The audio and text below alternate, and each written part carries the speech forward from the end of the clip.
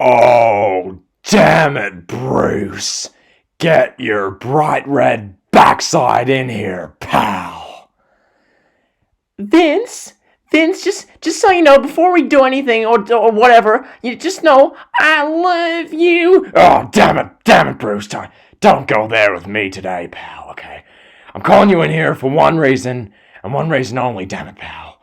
You're in here, pal, because there's something I need to address. There's this backlash because that bum, Alistair Black, isn't getting TV time, pal. Alistair Black's not getting TV time. Just the way I like it, pal. You should have seen what that man's wife, Selena, tried to do to me. She tried to get one over on me, Vince McMahon, pal. Trying to go on a third-party website like Twitch. Start a Twitch page. Well, not on my watch, damn it, pal. She got released. So anyway, Bruce, this Alistair Black, he's come to my office 3 times now, demanding to get on TV. Okay, Bruce, what do you think, Bruce? Because I'm tempted to fire him. Well, Vince, just so you know, that weasel in Jacksonville, Tony Khan, if you release him, that guy could go to AEW. He could go to AEW. Oh, damn it, pal. Damn it, that weasel Tony Khan. That weasel Tony Khan. Back in my heyday, I could bench press 5 of that weasel. Damn it. Oh well, look at the ratings. Look at the ratings every week. Monday Night Raw, 1.7 million viewers. AEW Dynamite last week, 670,000 viewers. AEW is in the mud, pal. They're in the mud. Yeah, Vince, you telling Vince I love you. Oh, I love doing those Vince impressions. Boy, oh boy. I mean, my voice feels it for a few hours after, but yeah, nah, anyway. Vince McMahon versus Tony Khan. This is the topic of the video. You saw a little exclusive of Vince McMahon, or you heard an exclusive of Vince McMahon in the open. In this video, what I'm going to do is do a comparison between the owner of WWE, Vince McMahon, and the owner of All Elite Wrestling, Tony Khan. Now, this video, I've got a few different categories. The main ones, though, however, I'm going to talk about here. For one, I've got reputation, and the other one, I've got relations, okay? Reputation and relations, these are the 2 categories I'm running with for this video. Now, it should be fairly clear who's which one. It shouldn't take Einstein to figure out that reputation in wrestling and just mainstream in general is Vince McMahon, and relations, as far as how employees respond to them, the cultural environment that stems from this owner, like which one's better, that's Tony Khan. So that's the basis for this video. Those are like the 2 main things I'm going to talk about, because yes, you can go into a plethora of details surrounding these 2 guys and all the little things they've done and some negatives they've done, but really, I felt as though it would be a good thing in this video to just do a general kind of discussion about it. So I'll start off by talking about reputation. Obviously, Vince McMahon, I mean, who doesn't know Vince McMahon? Vince McMahon, when you think wrestling, you think Vince.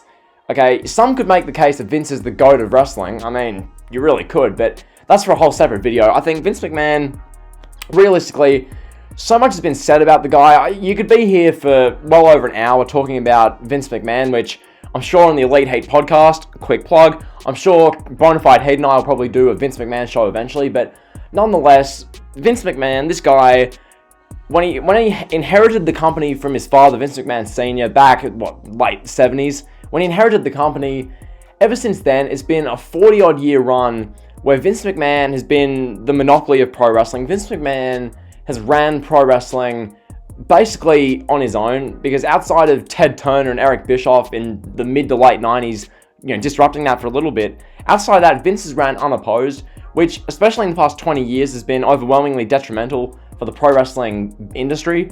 Having one guy who's pretty much just out of touch, running what is a sinking ship as far as ratings, interest, connection to fans. So in that regard, the main point I want to make with Vince is that he was so big in making pro wrestling what it was, making stars, okay? I think Vince McMahon it's hard to compare Vince and Tony Khan as far as who recognizes stars. I think Vince obviously has the proven experience, reputation, and track record of recognizing stars and then building them up to the point where they're household names. Hulk Hogan, The Rock, Stone Cold Steve Austin, Triple H, Kane, Undertaker. You could just go on and on. Batista, Cena, at the moment, Roman Reigns. Like, there's so many examples of Vince McMahon recognizing a true wrestling star, a guy who looks legitimate, credible, can cut promos, has a character, has a cool entrance, is distinctive, is recognizable. Vince McMahon, over the course of his 40-year tenure as the helm of pro wrestling, Vince has done and shown a lot of that. Tony Khan, it's a hard one because if you give Tony Khan 40 years, I'm sure you could well make the case that Tony Khan is better, potentially, we don't know, at recognizing talent and pushing main event talent and all this kind of stuff. But for the time being, we've seen about a year and a half of Tony Khan in action, about a year and a third as far as them being a weekly TV product for AEW Dynamite.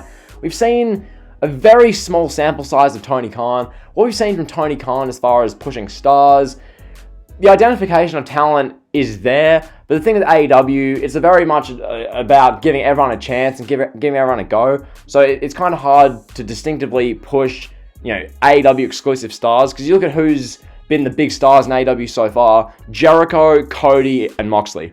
Those have been the guys who have carried the first 2 years of AEW as far as a singles capacity. So in that regard, it's about going forward in 2021, 2022, what do you do with Kenny Omega? What do you do with Darby Allin, MJF, these types, Will Hobbs, Wardlow, these guys? What do you do with them? That's going to be big as far as Tony Khan and what his reputation is as far as making stars and really pushing the future of wrestling. Because Tony Khan, if he wants AEW to be a success, and if AEW's fan base wants him to be a success, it's going to be about identifying stars who have a thing, have a character that can be recognizable, have something to go on. And in that regard, Tony Khan needs to consistently keep building that. So that's the comparison there. As far as relations, this is the other main topic with these guys. Relations, what I mean by this, look, I think I'll start by saying this. Vince McMahon, most highly successful people need to have this characteristic in droves, but Vince McMahon is quite literally crazy as far as the lengths he'll go, the things he'll do. We've seen this countless times over the years, predominantly in the mid to late 2000s. Before the Benoit thing happened and after WCW got bought, the Ruthless Aggression era years, Vince McMahon was off the rails. Okay, Vince McMahon, some of the things he did, when Vince McMahon said the N-word on live pay-per-view at Survivor Series in front of Booker T and Sharmell. Yeah, when Vince McMahon had a several month-long feud with God. I repeat, Vince McMahon was feuding with God. And then, okay, what else? Also, the Edge and Lita, their live celebration on Monday Night Raw, the first Raw of 06? That whole thing, which Lita, she's talked about on stream recently, she didn't want to do that.